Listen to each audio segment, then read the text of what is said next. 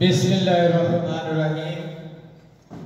১ September Bangladesh জাতীয়তাবাদী দল BNP ৪৬তম প্রতিষ্ঠা বার্ষিকী উপলক্ষে বাংলাদেশ জাতীয়তাবাদী দল বিএনপির চেয়ারপারসন সাবেক ৩ বারের সফল প্রধানমন্ত্রী আপসীন দেশনেত্রী বেগম খালেদা জিয়ার সুস্থতা কামনায় দোয়া এবং ৫ই আগস্ট বাংলাদেশের দ্বিতীয় স্বাধীনতা সংগ্রামে ছাত্র আন্দোলনে যারা নিহত হয়েছেন এবং ফেনী, নোয়াখালী, কুমিল্লা, লক্ষ্মীপুর সহ বিভিন্ন জেলাতে ভয়াবহ বন্যায় যারা নিহত হয়েছেন সকলের আত্মার মাগফিরাত কামনায় আজকের আলোচনা সভা ও দোয়া মাহফিলের সম্মানিত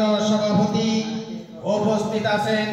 আজকে সভার প্রধান অতিথি, বিশেষ অতিথি এবং আজকের সম্মানিত উপস্থিতি, আসসালামু আলাইকুম।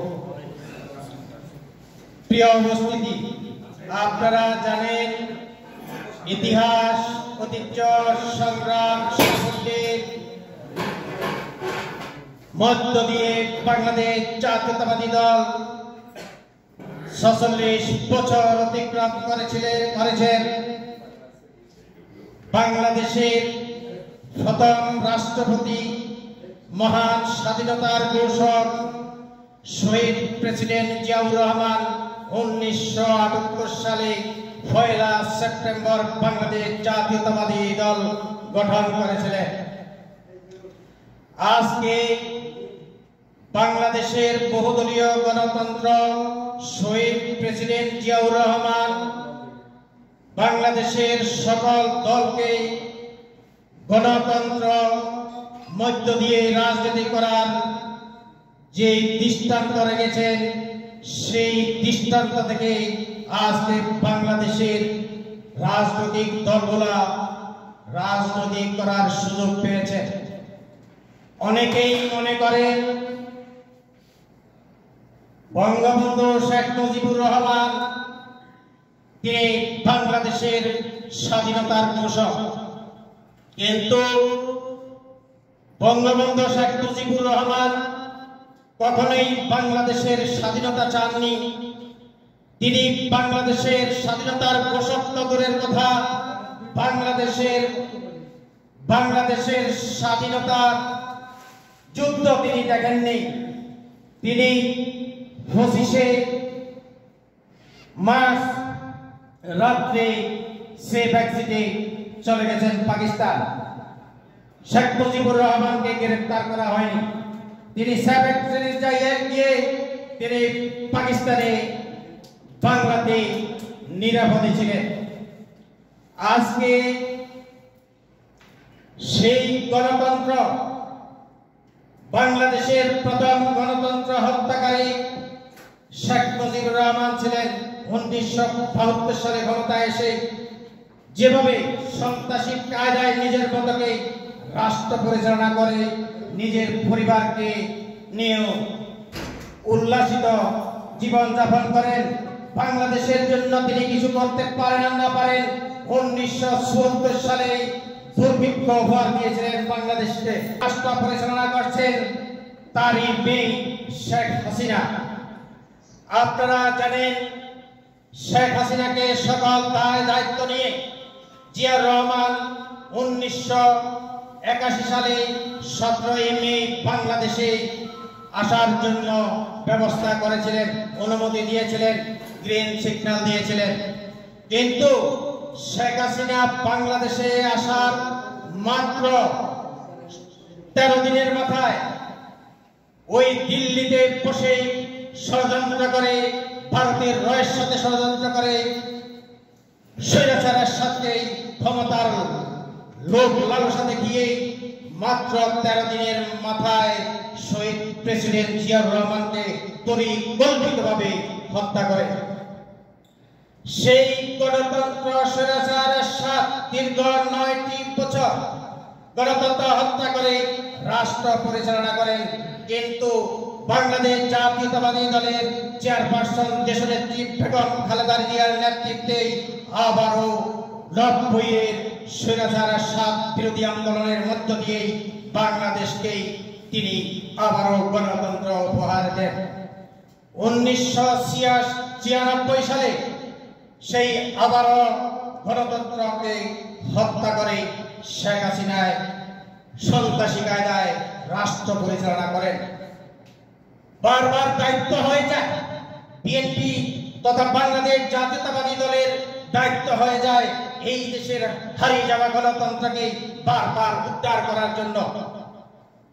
তিনি 2001 সালে দেশনেত্রী বেগম খালেদা জিয়ার ক্ষমতায় এসে খুব সুন্দরভাবে রাষ্ট্র পরিচালনা করেন।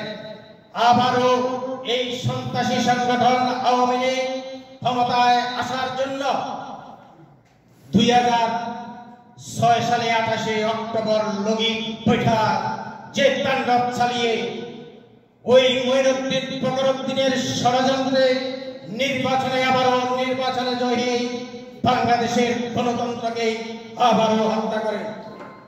কিন্তু আমরা দেখেছি এই সন্ত্রাসী সংগঠন 2008 সালে আবারও ক্ষমতায় এসে বাংলাদেশের গণতন্ত্রকে বিলীন করে দিয়ে যেভাবে দীর্ঘ 16টি বছর বাংলাদেশ জাতীয়তাবাদী দলের সকল নেতা কর্মীর বিরুদ্ধে 40 লক্ষ মামলা দিয়ে ঘর বাড়ি ছাড়া করে জেল জুলুমের মাধ্যমে রাষ্ট্র পরিচালনা করেন। আমরা সবই দেখেছি, বাংলাদেশের জনগণ সব কিছু দেখেছে। এই স্বৈরাচারী সরকার ক্ষমতায় টিকিয়ে থাকার জন্য টর্চার সেল তৈরি করেছেন, আয়নাঘর তৈরি করে যেভাবে গুম খুন হত্যা নির্যাতন নিপীড়নের মাধ্যমে বাংলাদেশকে 16টি বছর একটি কারাগারে রূপান্তরিত করে যে শাসন ব্যবস্থা করেছেন। কিন্তু আমরা দীর্ঘদিন ধরে বক্তব্য লেখালেখির মাধ্যমে সবসময় বলে এসেছি, এই স্বৈরাচার সরকার তোমার পতন এমন ভাবে হবে, সেই পতনে তুমি দিশেহারা হয়ে বাংলাদেশ থেকে পালিয়ে যাবে। শেষ পর্যন্ত 5ই আগস্ট ছাত্র জনতার আন্দোলনের মাধ্যমে তুমি এক কাপড় পরে বাংলাদেশ থেকে দিল্লিতে পালিয়ে গিয়েছ। কিন্তু তুমি পালিয়ে গিয়েই তোমার শেষ রক্ষা নয়, তোমার নামে যেই হত্যা মামলাগুলো হচ্ছে, লুটতরাজ খুন সবকিছুর মামলার দায়ভার তোমাকে নিতে হবে। এই বিচারের মাধ্যমে তোমাকে বাংলাদেশে এনে এই বাংলার মাটিতে বিচার করা হবে ইনশাআল্লাহ। আমরা আজকে এই দোয়া মাহফিলে আমরা সকল ছাত্র জনতা এবং বন্যা যারা নিহত হয়েছেন, আমরা সকল নিহতদের জন্য আজকে যে দোয়া মাহফিলের আয়োজন করেছেন, ইনশাআল্লাহ সকলের জন্য দোয়া করা হবে।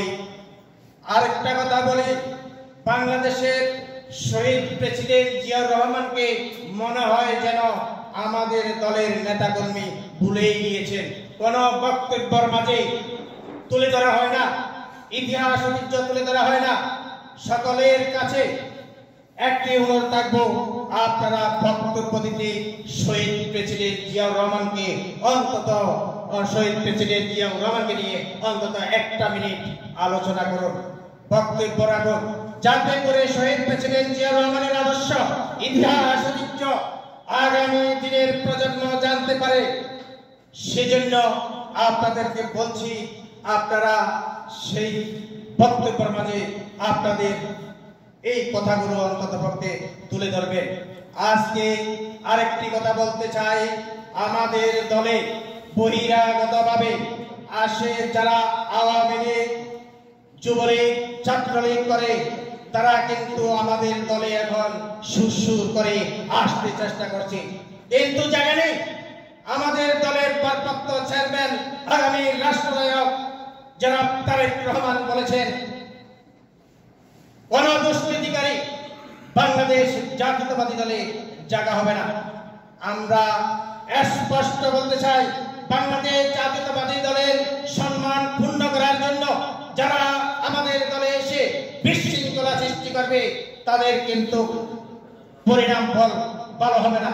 আরেকটি কথা, আওয়ামী লীগ, যুবলীগ, ছাত্রলীগ, সন্ত্রাসী এই জঙ্গি সংগঠনের সকল নেতা কর্মীকে বলতে চাই, অনেক তো খেলেছেন, আর ষড়যন্ত্র করতে চেষ্টা করবেন না। এই বাংলাদেশের মাটিতে আপনাদের ষড়যন্ত্রকে আর জনগণ কখনোই গ্রহণ করবেন না। এই বলে আমি আজকে আমার বক্তব্য দীর্ঘায়িত করলাম না, রাত অনেক হয়ে গেছে না, তো এই বলে আমি আমার বক্তব্য শেষ করছি। বাংলাদেশ জিন্দাবাদ, শহীদ প্রেসিডেন্ট জিয়াউর রহমান মরহুম, দেশ নেত্রী বেগম খালেদা জিয়া জিন্দাবাদ, বাংলাদেশের অহংকার তারেক রহমান জিন্দাবাদ। আপনাদের সবাইকে অসংখ্য ধন্যবাদ।